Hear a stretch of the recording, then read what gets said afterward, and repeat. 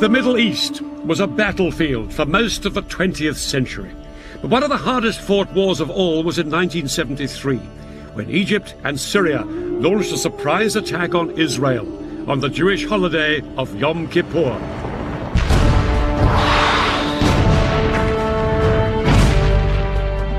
For 3 weeks, the battle swung violently from side to side.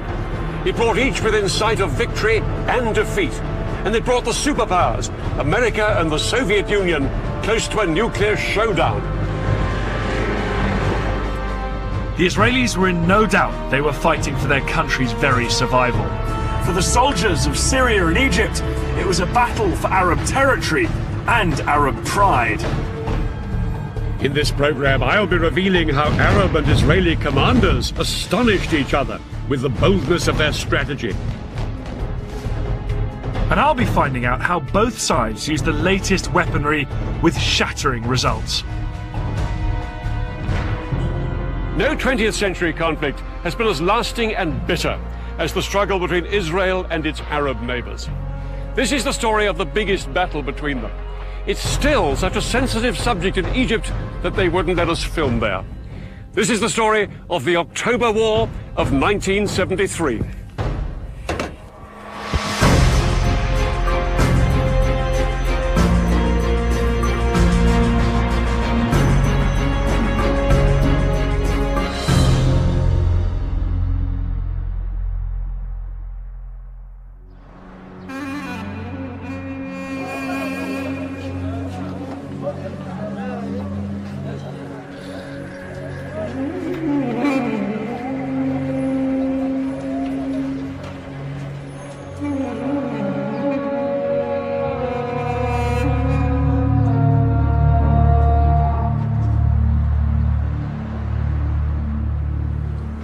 This concrete security barrier here runs through Jerusalem and hundreds of miles to the north and the south. On this side live predominantly Muslim Palestinian Arabs. On this side, the largely Jewish population of Israel. The 8-meter-high barrier, which the Israelis started building in 2002, is the most powerful symbol of the hostility between Jews and Arabs, which still remains after nearly a century of conflict. The Israelis say that they built this barrier to keep out Palestinian terrorists. The Palestinians say it's just Israel's way of grabbing more of their land. And that's what this conflict has always been about: land. Land known at the beginning of the 20th century as Palestine. Back in 1917, the British controlled Palestine, and they promised the Jews a homeland here. The problem was, there were more than 10 times as many Arabs as Jews already living in Palestine. And as hundreds of thousands more Jews poured into the country, open fighting broke out between them. By 1947, things were so bad, the United Nations stepped in with a plan. This is how Palestine looked then. Lying on the eastern edge of the Mediterranean, it was bordered by Lebanon, Syria, Transjordan, and Egypt. The United Nations suggested partition. The Palestinians would keep land here, here, and here, and the Jews would have the rest. Jerusalem would be an open city shared by everyone. The Jews accepted the plan, and in 1948 they declared their independence as the State of Israel. But the Palestinians and the neighboring Arab countries rejected partition. War followed, and the borders changed once more. The Israelis took over Arab lands here in the north and along the Egyptian border, ending up with most of Palestine and most of the key city of Jerusalem.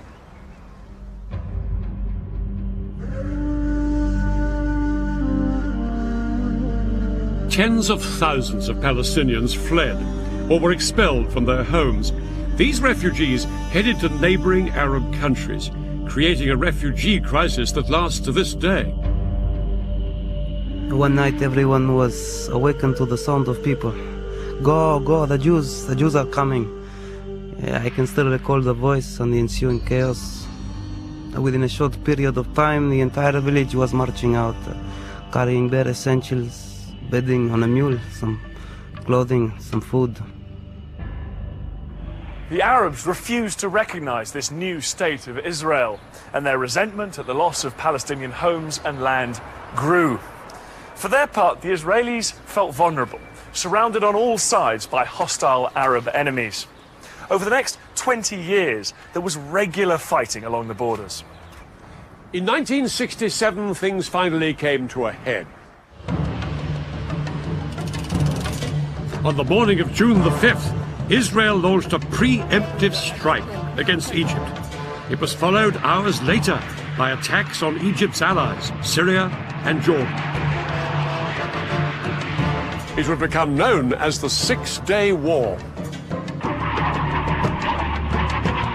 Almost 200 pilots of the Israeli Air Force took part in an incredibly ambitious airstrike.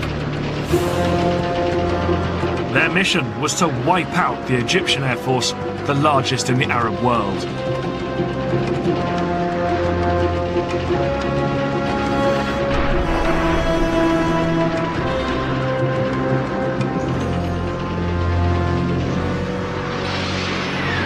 In just under 2 hours, Israeli bombs destroyed almost the entire Egyptian Air Force before it had even got off the ground.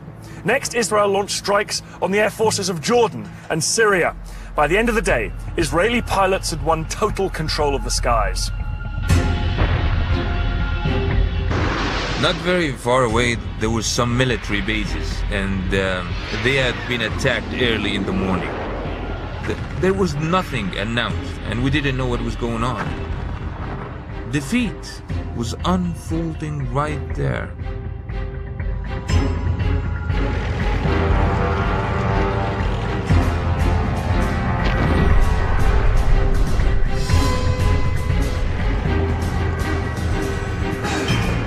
Israeli ground troops stormed into Syria, Jordan, and Egypt. At the same time, other Israeli troops made a bid to capture Arab-held Jerusalem.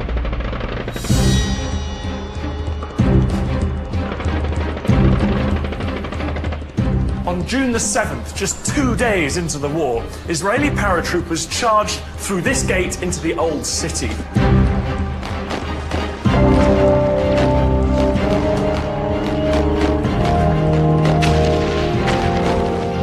But as they pushed through these narrow streets, they came under fire from Jordanian snipers who'd taken up position in the upper stories of the buildings on either side. The Israelis pushed on. It took them a few hours to clear out these last pockets of resistance, but by early afternoon, the whole of Jerusalem was in Israeli hands. I took out the Israeli flag, which I carried with me the whole time, and waved it. I hung the flag on the fence. My commander, who was the toughest among us, was standing next to me. He burst into tears underneath his steel helmet. Another friend was weeping. A chain of bullets wrapped around his neck. In the days that followed, Israeli troops drove back the soldiers of Jordan, Syria, and Egypt. In 6 days, the Israelis had won the war. The defeated nations counted the cost.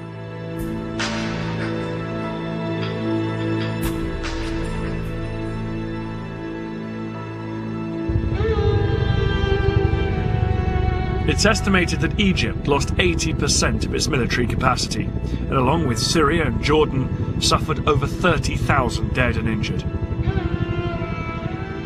People didn't really know what was going to happen next. I mean, people were scared. The whole country was at a total loss of what to do. The fighting may have been over, but it hadn't created the conditions where the two sides could come together. Peace was as far away as ever. For the Arabs, the Six-Day War was an utter disaster.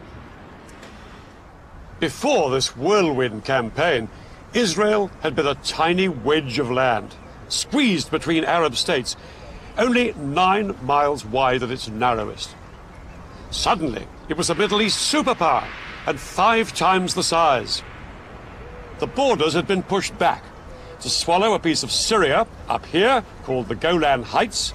To the east, Israel had seized the West Bank, And in the south, it now occupied Egypt's entire Sinai Peninsula, a huge expanse of desert. From this newfound position of strength, Israel's leaders demanded that the Arab world recognize the State of Israel.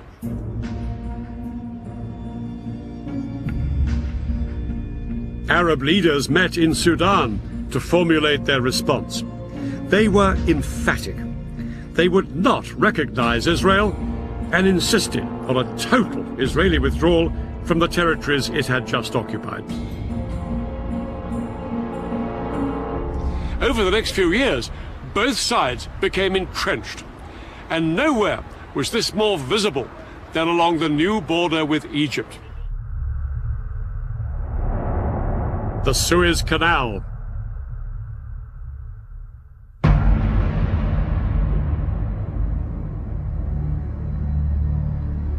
The canal is one of the world's busiest shipping lanes, allowing ships to pass between Europe and Asia without sailing round Africa.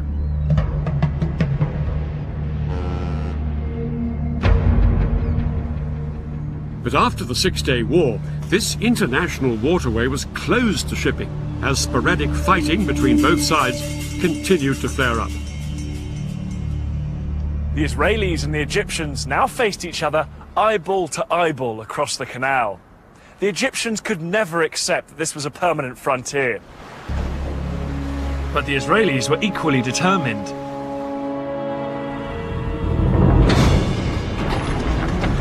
Egyptians now watched in horror as the Israeli military machine went to work. All along the Suez Canal, the Israelis built a massive network of walls, forts and trenches that became known as the Bar Lev Line.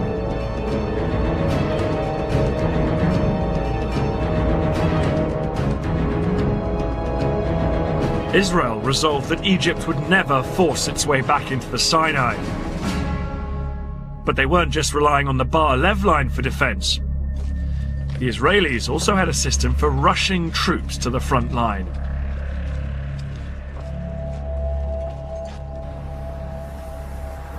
Israel has a small population and can't afford a large standing army.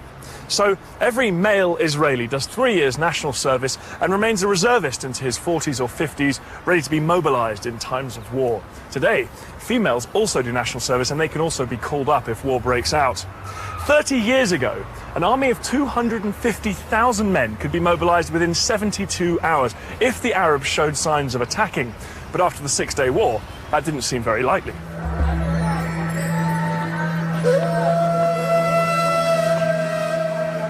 The Israelis had practically destroyed Arab air power. Israeli intelligence was now sure the Arabs wouldn't try anything until they'd rebuilt their air forces. And that would take another 10 years. The Israelis were now supremely confident that if their neighbors so much as twitched, they would batter them into submission once more.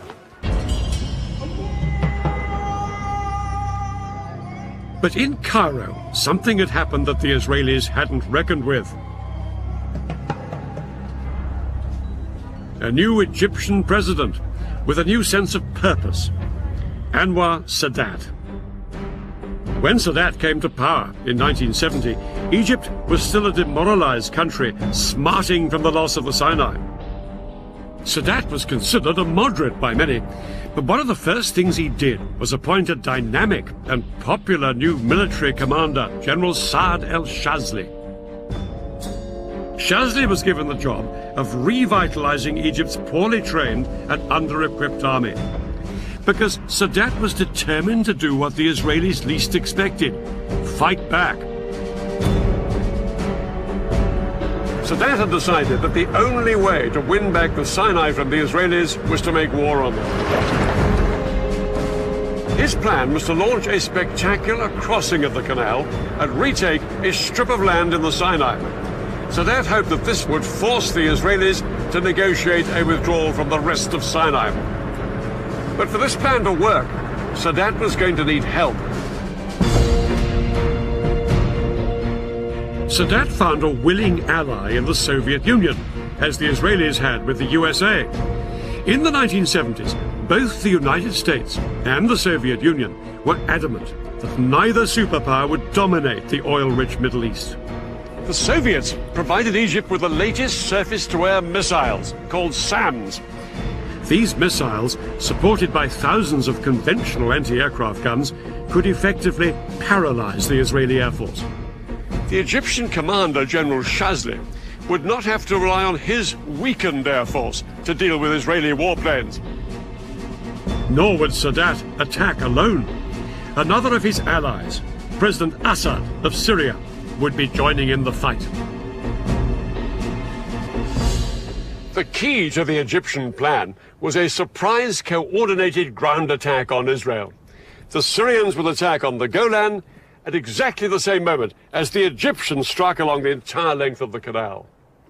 But Shazli knew that no matter how stunned the Israelis might be by this two-pronged offensive, they would soon counterattack with their most lethal weapon, their air force. And that was where the SAM missiles came in. Shazli concentrated his SAMs along the Suez Canal. These missiles could bring down any Israeli planes that came within 15 miles.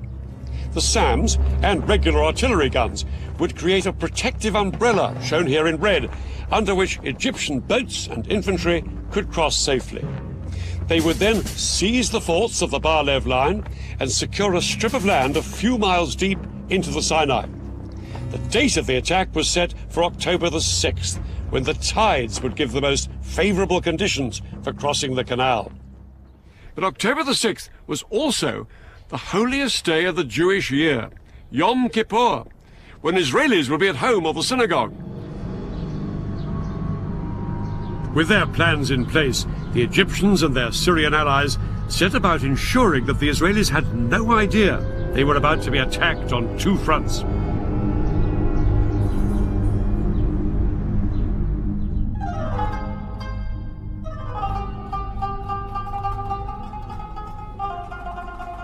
The Egyptians put into effect a complicated deception plan to try and lull Israeli military intelligence into complacency. They had been gradually mobilizing their reserves, but at the beginning of October, they demobilized 20,000 men and sent them home. From what the Israelis could see, it didn't look like the Egyptian army was gearing up for war. As for the Egyptian soldiers based beside the canal, they were told to act as if nothing much was up. They could go swimming and bask in the sun in full view of the Israeli troops in the forts of the Bar-Lev line. Any military activity the Israeli lookouts did spot appeared to be just another regular exercise.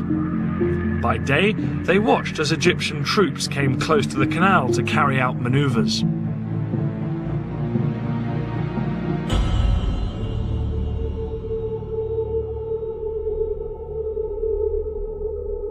At night, they appeared to head back inland to their barracks many miles away.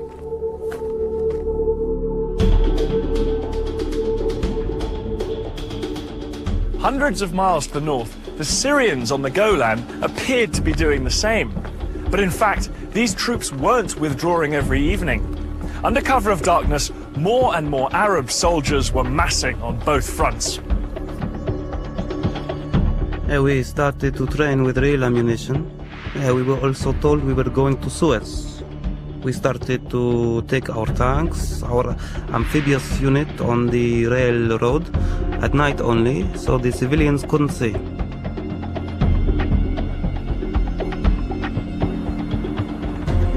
Reports of all this Egyptian activity were given to the heads of Israel's military intelligence. There'd been a number of false alarms in the past, and they were convinced that this was just another one. But they were wrong.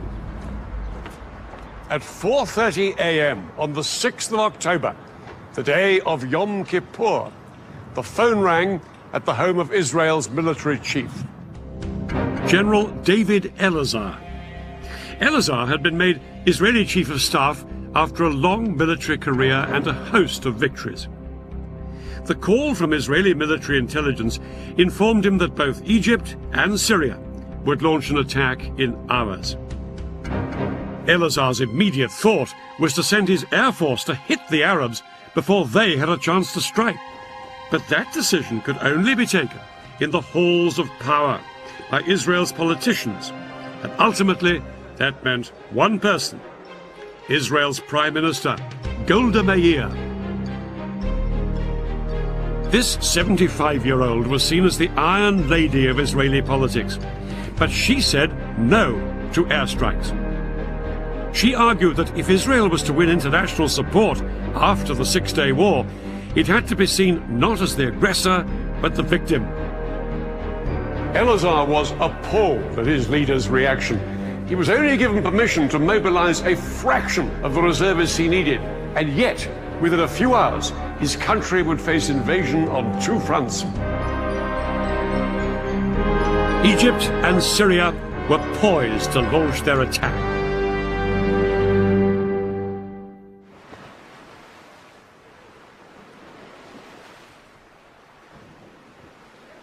Just before 2 o'clock, the Egyptians put their part of the plan into action.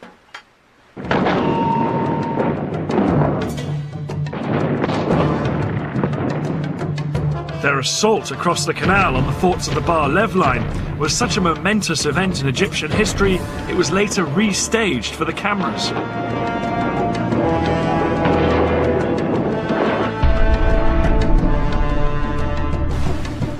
Thousands of Egypt's best-trained commandos crossed the Suez Canal in rubber dinghies. They landed on the east bank in the gaps between the forts of the Bar-Lev line.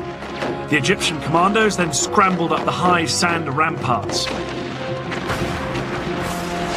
They attached rope ladders to make it easier for the soldiers following on behind them.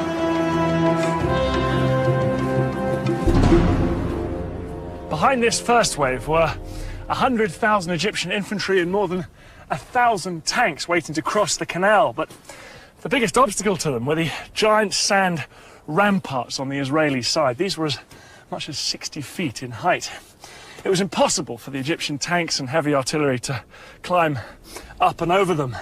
The Egyptians experimented with using dynamite to blow holes in them, but this was found to take far too long. But then one junior engineer officer had a flash of genius. He suggested using high-pressure hoses to blast the ramparts with water from the canal.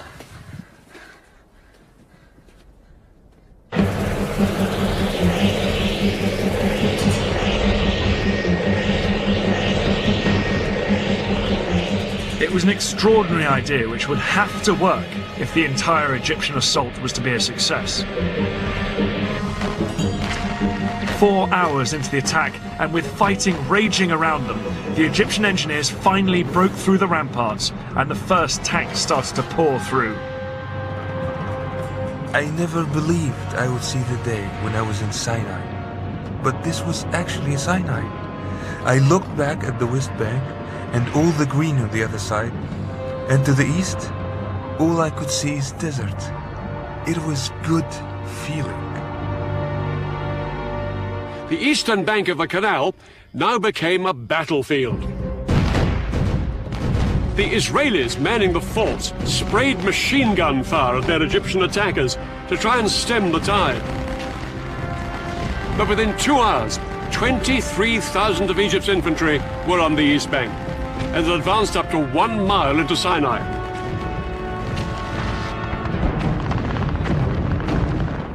The fort was surrounded by Egyptian forces and was under constant fire. We made repeated calls for help. We fired from time to time and reported back what we saw. But mainly, we tried to keep up our morale. But the Israelis were sure that their air force would come to the rescue. The first Israeli jets were sent in at 4 p.m., flying low over the desert.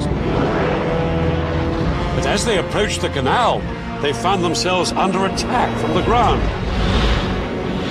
The Egyptian SAM missiles and anti-aircraft guns caused havoc. As Israeli planes were shot down that afternoon, it soon became clear that Egypt's elaborate air defense umbrella was working.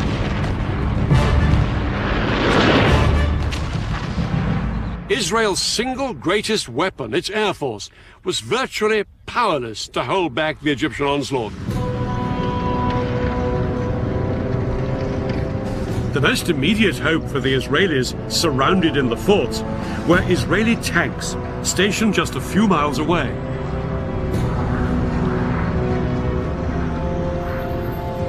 The Israeli tanks raced towards the canal. They thought they'd throw the Egyptians back as easily as they had done in 1967.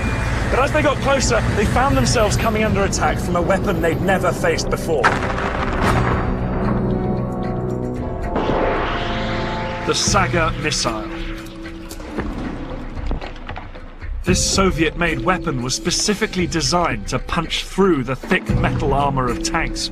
Yet it was small enough to be carried onto the battlefield in a backpack.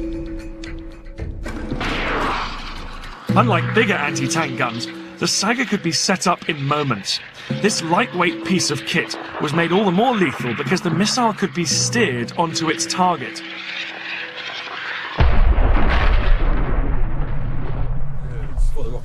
Today, Dan and I have come to the Royal Marines Commando Training Centre in Devon. We're going to find out why Egyptian foot soldiers found the new generation of anti-tank weapons so useful.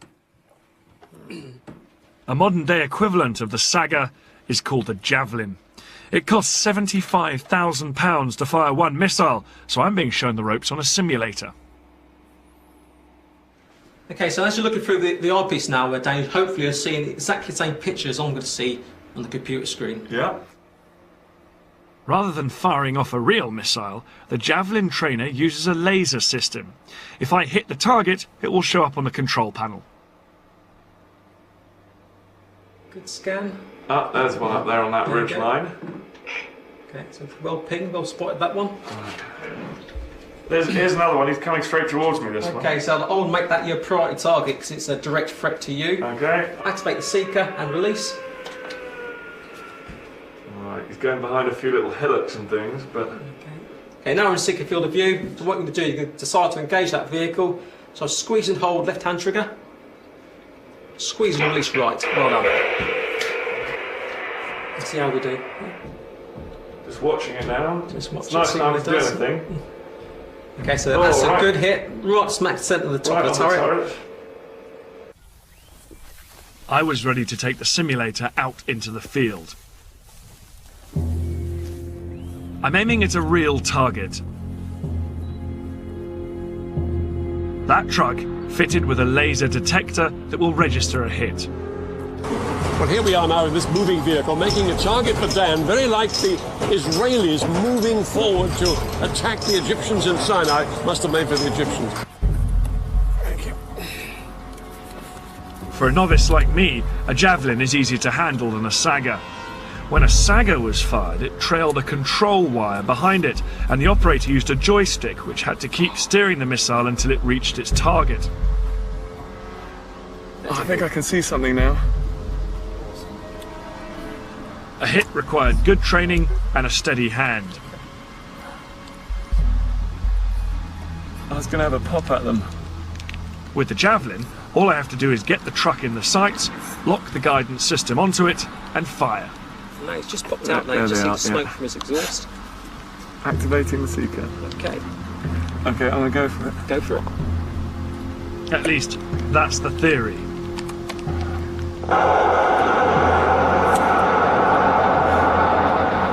God, it's tricky with that wobble when you just try and get the track gates on the target. Did I miss? Fortunately, that's a no result, which means you've missed.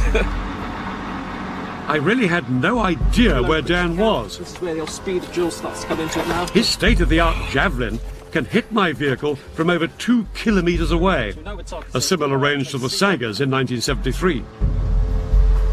No wonder the Israeli tank drivers were taken by surprise as they headed towards the Suez Canal. They simply couldn't see the Egyptians lying in wait with the Sagas.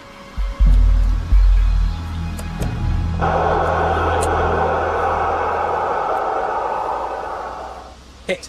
Hit. Well done. Oh, brilliant. Hey, Dad. Okay, tell me you missed us. I'm afraid to say, I got a hit. You didn't? Yeah, see, look there. Hit. 700 metres. Good gracious. Yeah, I did miss the first time.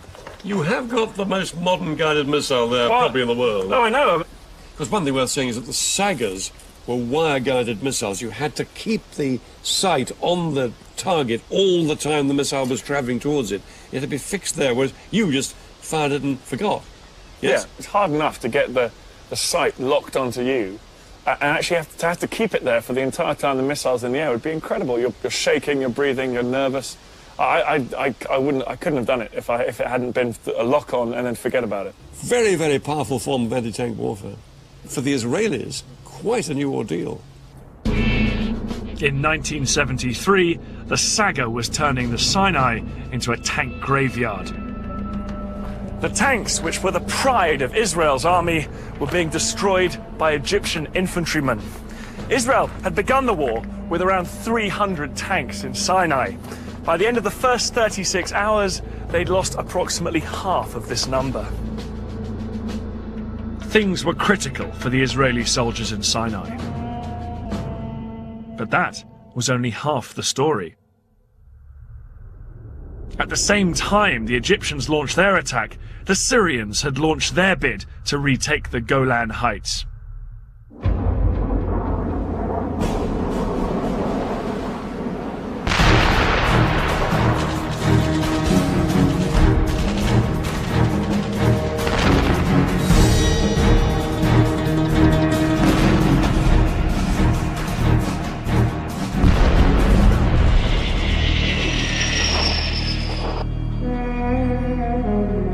The fertile soil of this battlefront couldn't have been in greater contrast to the arid desert of the Sinai. The Golan Heights had been a valuable prize when the Israelis captured them in 1967.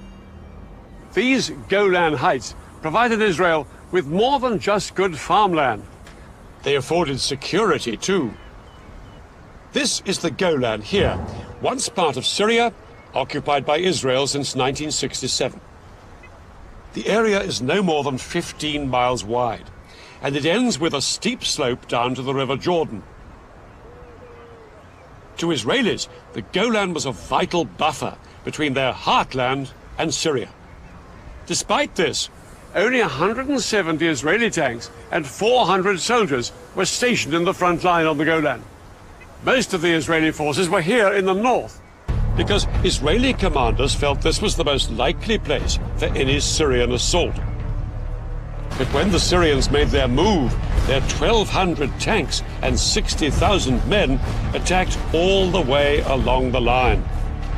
6 hours into the battle, the Syrians' overwhelming strength was beginning to tell, and their tanks broke through, down here in the more lightly defended south. By nightfall, they'd almost reached the western edge of the heights, where they could look down on the River Jordan. If Syrian tanks could now seize the vital bridges across the Jordan, they'd be able to pour across the river into Israel's heartland.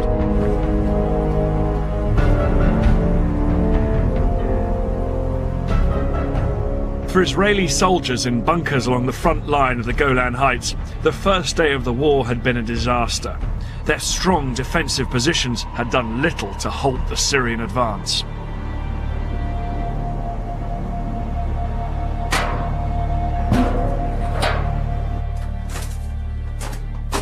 This is one of the Israeli bunkers dug in to the Golan Heights, and it's got an incredibly strong construction. It's deep underground, it's reinforced concrete, and these steel plates here as well.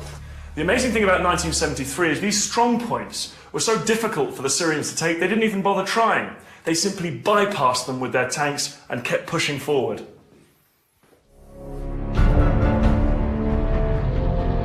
By the end of the day, the Syrians had taken almost the entire southern half of the Golan Heights.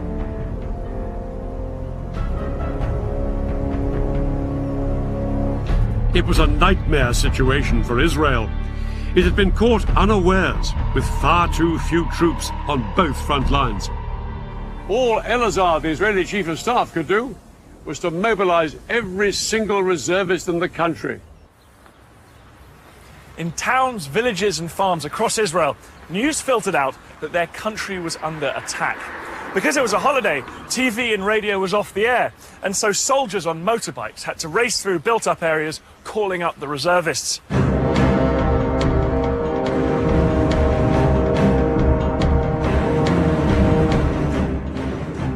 in my kibbutz on Yom Kippur when I heard the planes taking off from the Air Force base in the area. I drove with another member of my kibbutz, who was also a company commander, to our assembly point. On the way, we said that whatever was happening, we'll probably be back home in a day or two.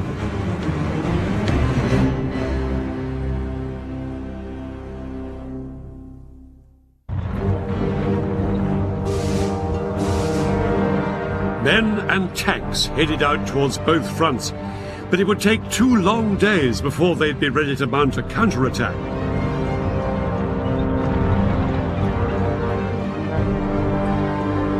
Then, on October the 8th, David Elazar announced to the world that his army had finally gone on the attack. This morning, we started our counterattack, and we shall break and destroy completely all the attacking forces.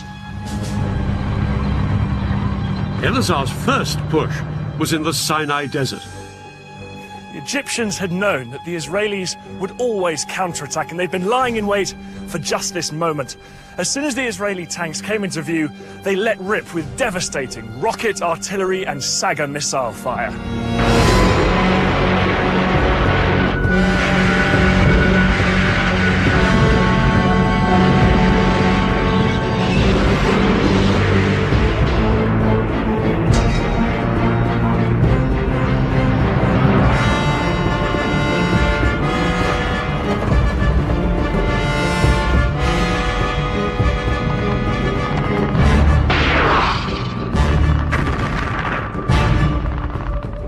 The Israelis suffered heavy casualties all day.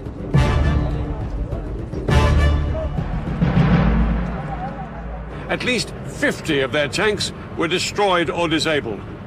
To the Israelis, it was abundantly clear this was no longer the poorly trained Egyptian army they'd fought in the past. By the end of the day, Israel was facing catastrophe. Israelis had believed that once their army was in place, they would be victorious.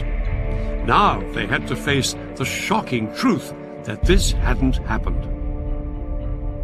Prime Minister Meir sent an urgent request to the Americans, begging them to resupply the country.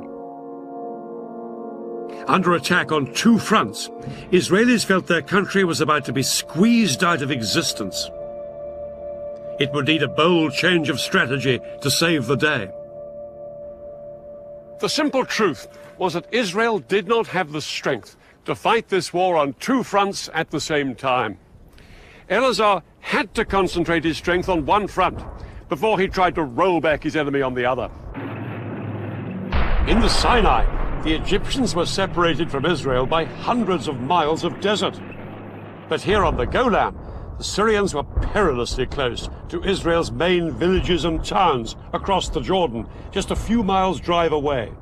The Golan had to be Elazar's priority. So he ordered the army and the Air Force to put everything they had into throwing the Syrians back.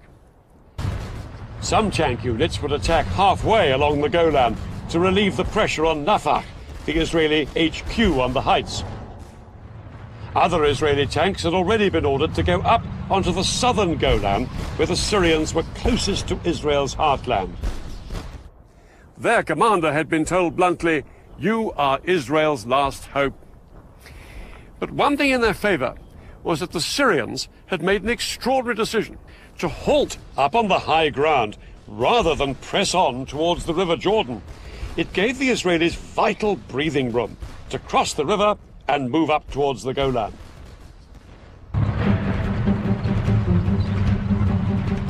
On the night of October the 8th, Israeli tanks stormed the Syrian positions.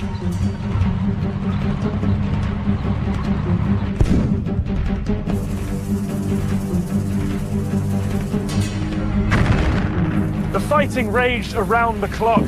The Soviets had given the Syrians their latest infrared night fighting equipment. The Israelis had nothing of the kind. And that meant during the hours of darkness, the Syrians could identify the Israeli tanks and cause horrific casualties.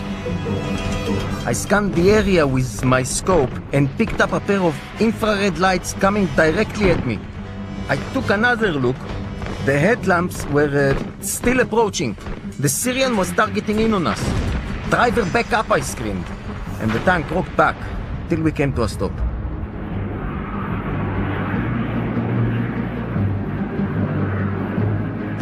But as day broke, the Israeli ground troops got some much-needed relief from their air force.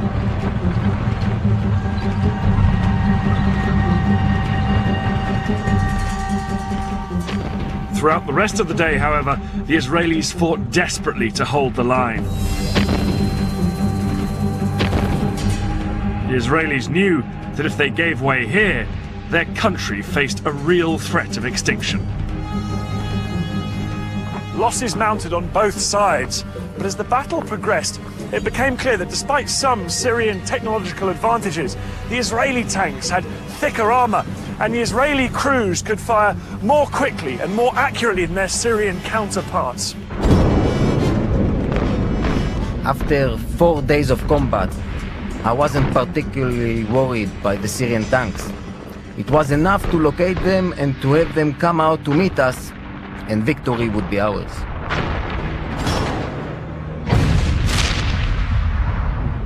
By the 10th of October, 4 days into the war, there was an astonishing turnaround. The Syrians were in full flight from here on the Golan. Israel's tanks chased them into Syria itself, and soon the Israelis were within shelling distance of the Syrian capital Damascus, just 30 miles off that way. Syrian President Assad sent a message to President Sadat, urging the Egyptian leaders to do something to relieve the pressure on Syria. And now Sadat made a momentous decision. Down on the Suez Canal, Sadat ordered his men to thrust way beyond the strong defense line they had established on the east bank of the canal. Their objective? Strategic passes through these mountains. But to get there, they'd have to leave the safety of their SAM missile umbrella way behind them. It was a high-risk strategy, and Shazli was appalled by the decision. But Sadat was immovable. What followed would be one of the biggest tank battles in history.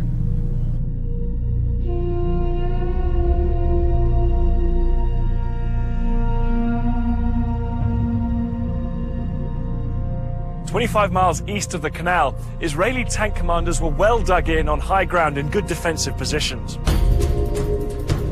Across the open desert, they could see the sand being kicked up by hundreds of advancing Egyptian tanks.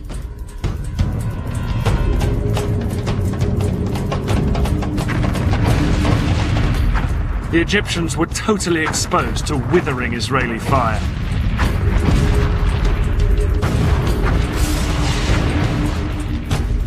But over the following hours, the Egyptian tank brigades repeatedly tried to push further east into the Sinai. As the Egyptians moved out beyond the protective cover of their SAMs, Israeli aircraft rained down bombs on the exposed Egyptian tanks.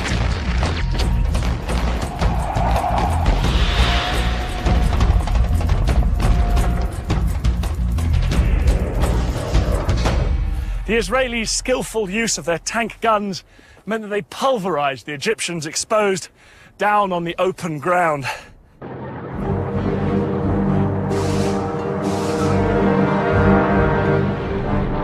The Israelis knocked out an estimated 260 Egyptian tanks. They lost only 20 of their own. Yeah, we fought hard. It was a successful tackle, and what made it possible was the fighting spirit of our soldiers. This battle was a turning point in the war. Now the war started to swing in Israel's favor. By October the 15th, the Americans had responded to Prime Minister Meir's request for resupplies. For days, American planes arrived in Israel with huge numbers of tanks, shells, and new planes. Israel was in a much stronger position. Elazar and his commanders were determined to force the Egyptians back across the canal. They now planned an exceedingly ambitious and risky operation, and a man who would play a key part in it was General Ariel Sharon.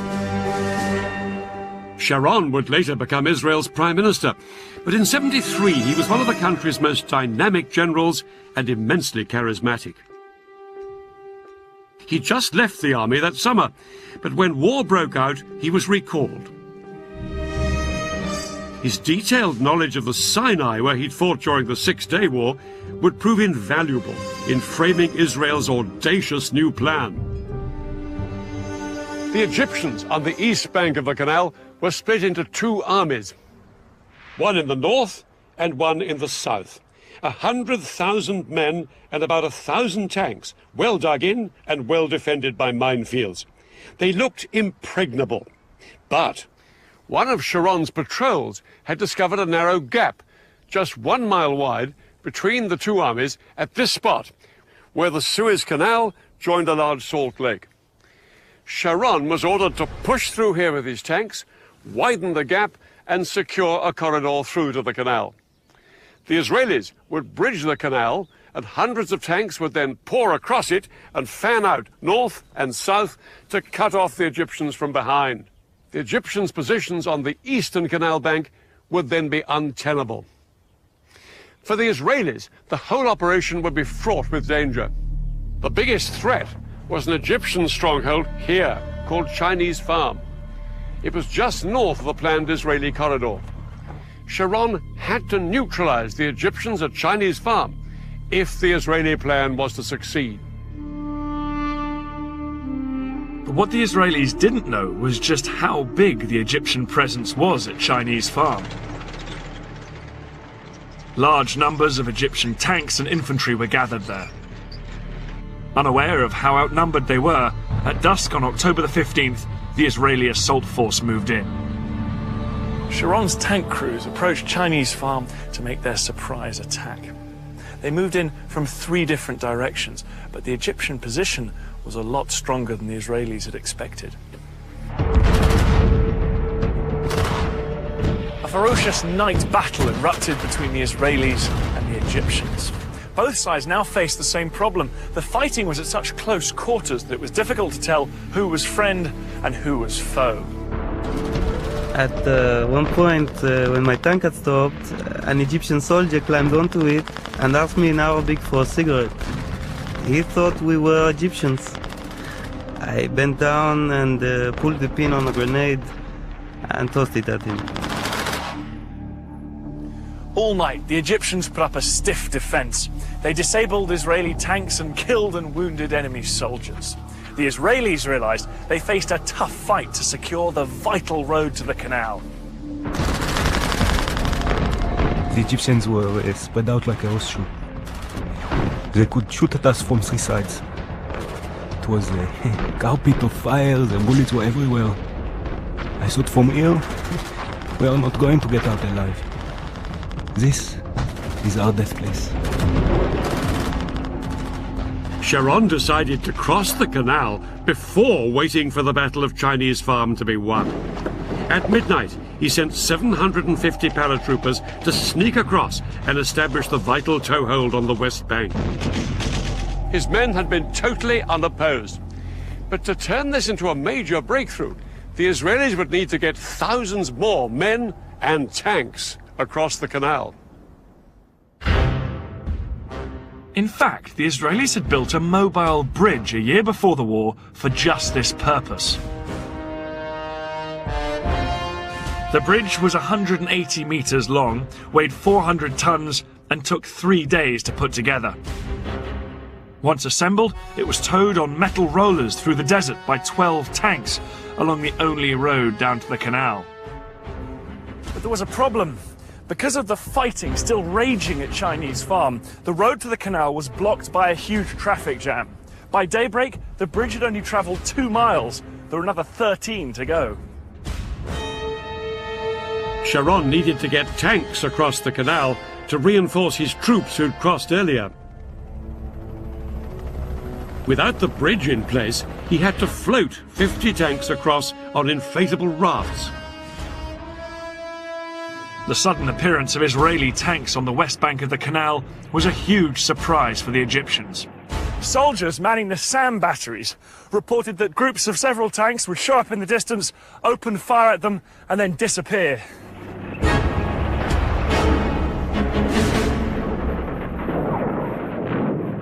Later that day, on the evening of October the 16th, the Israeli Prime Minister Golda Meir triumphantly told the Israeli parliament their troops had crossed the canal into Africa.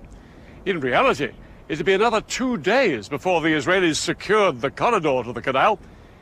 It wasn't until October the 19th that the bridge was finally in place.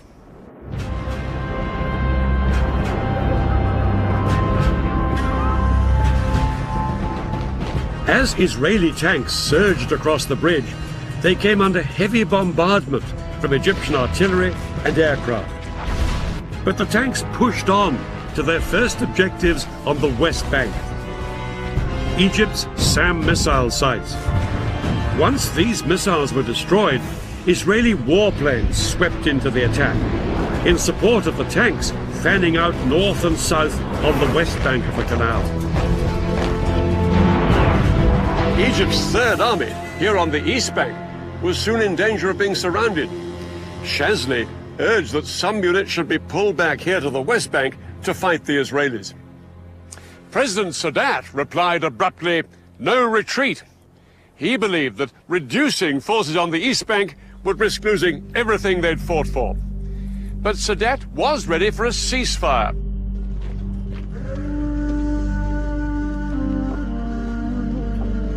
It was announced on the 22nd of October. The Israelis agreed to the ceasefire as well, but in reality ignored it and pushed on south to secure more land west of the canal.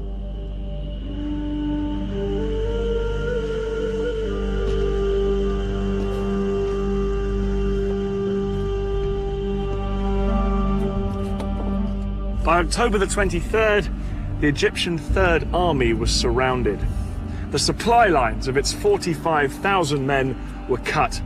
With only 4 days of food and water left, it wouldn't be long before they were starved into submission.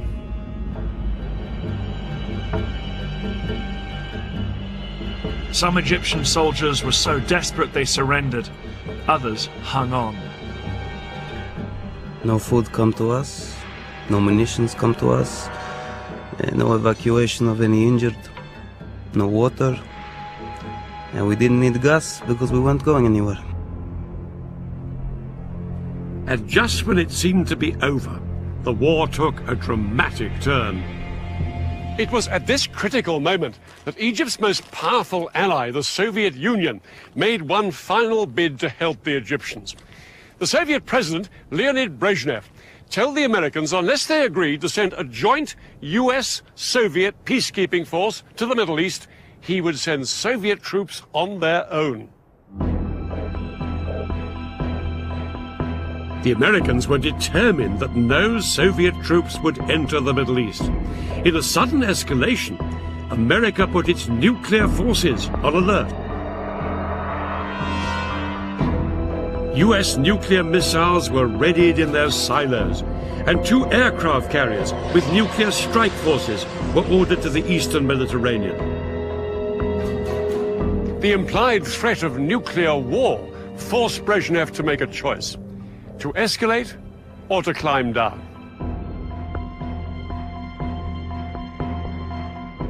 Brezhnev decided to climb down, and no Soviet troops went to the Middle East. But the flurry of international pressure had made its mark. On October the 25th, the Israelis finally heeded the ceasefire, and the October War was effectively over.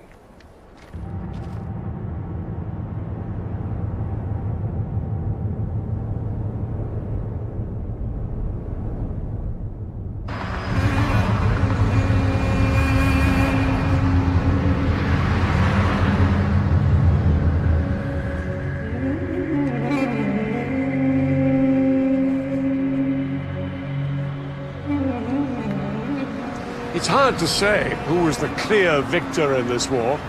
The Israelis, who saw both their fronts shattered by surprise attacks, made an astonishing military comeback.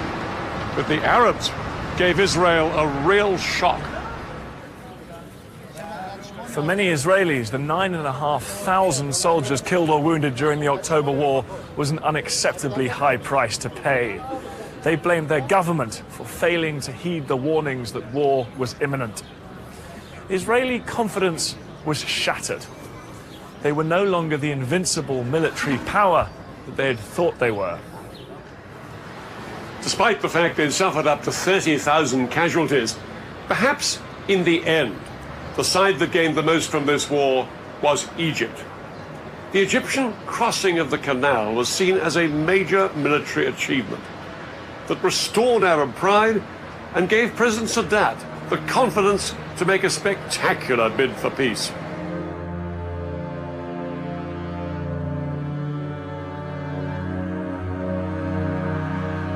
In November 1977, the Egyptian president, Anwar Sadat, arrived in Israel, and in the Israeli parliament in Jerusalem itself, he became the first Arab leader to recognize the state of Israel.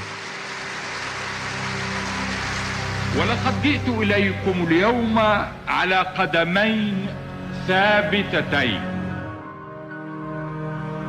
Israel and Egypt were now on the road to peace, which culminated in 1982 with what Sadat had always wanted, a complete Israeli withdrawal from the Sinai.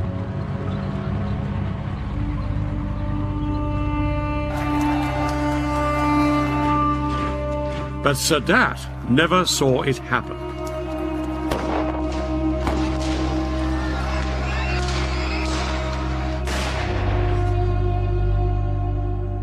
On October the 6th, 1981, the 8th anniversary of the war, Anwar Sadat was assassinated by gunmen opposed to his peace treaty with Israel.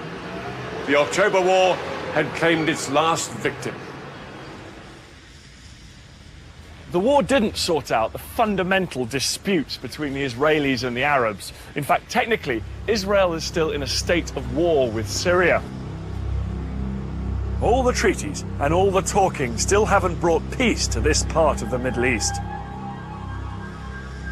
And this barrier is a powerful reminder that the conflict with the Palestinians over who owns the land remains unresolved to this day.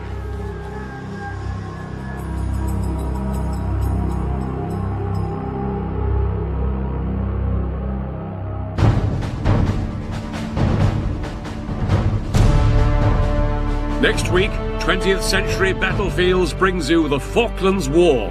In April 1982, Argentina invaded these remote islands and triggered one of the most ambitious military undertakings in British history. I look at how the British fought 8,000 miles from home. And I'll see how the troops tackled this hostile terrain. It was in a way one of the century's most bizarre conflicts. It's the story of the battle for the Falklands.